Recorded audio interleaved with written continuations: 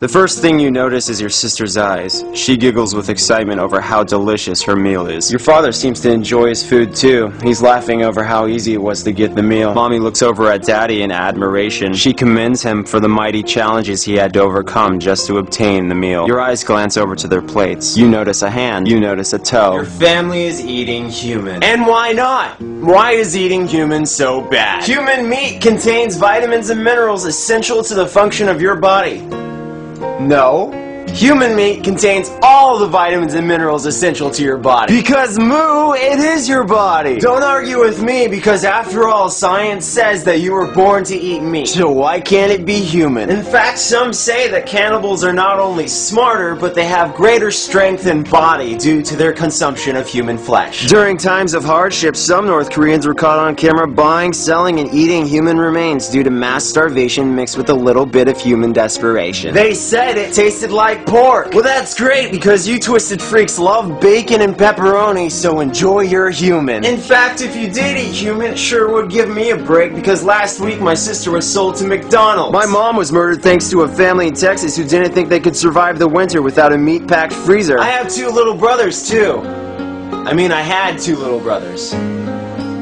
They're veal now. Turns out quite a few of you aren't satisfied with eating the adults. You want to eat the children too, because they offer a unique taste. And regardless of the moral repercussions, you guys just can't resist it, can you? There's no limitation to how evil you human beings can be, is there? Because you grew up consuming meat, you never questioned it. Because your family thinks it's okay, your friends think it's okay. Of course! Why wouldn't you think the same thing? Something tells me you're not special, you're not unique. In fact, you're not strong-willed or even remotely aware of the things going on outside your fictional world. Out of sight, out of mind. Thousands die every day so you can eat your burger. And that taste, that disgusting smell. That smell is delicious to you. That taste is divine to you. What kind of person gets off on the smell of death? Unlike cavemen, you cannot argue that you eat it because you need it. Oh, that's why you do it. You're not a monster. You consume it for nutrition. You consume my sister for nutrition. Yeah, you could have just eaten a bowl of cereal. But no, it's okay to eat my dead body because you're respecting my body.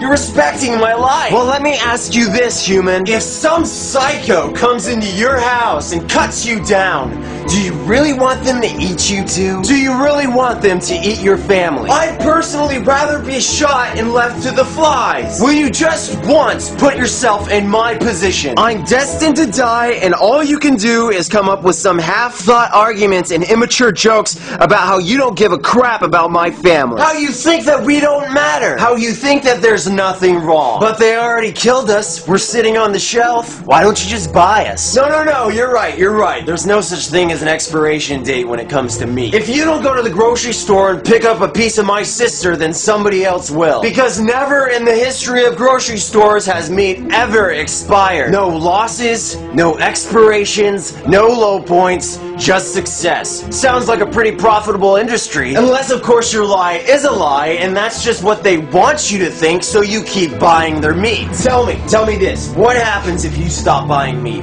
What happens if the person right behind you at the grocery store stops buying meat? Then it means that the demand is reduced. And if the demand is reduced, then that means maybe I could have spent a couple more days with my sister. And if it so happens that there is no longer a demand, then there is no longer a business. Which means there is no longer a supply. With cows, sex is made commercial. Those nutty farmers artificially inseminate our mothers. And they do this so more of us are made. So you can eat more of us. So with me, let's do the math. Less demand equals less supply. Less supply equals less death. Less death equals less suffering, and less suffering equals a better world. When they grind us up into little rectangular slabs for you, we lose who we are. More patty than person, more food than friend. If you feel kicking an animal isn't right, if you think that torturing living creatures is wrong, and yet you yourself still consume animals, don't even waste your breath, Moo. Don't waste our time, Moo. You're just as bad as the people that slit our throats, Moo. I have to go, though.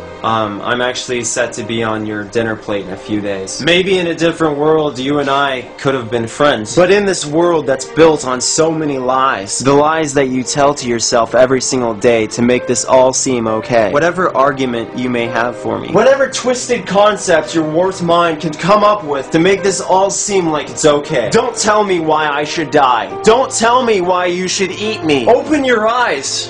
Not for me. Do it for the people to follow me. You have It's your turn, Cal.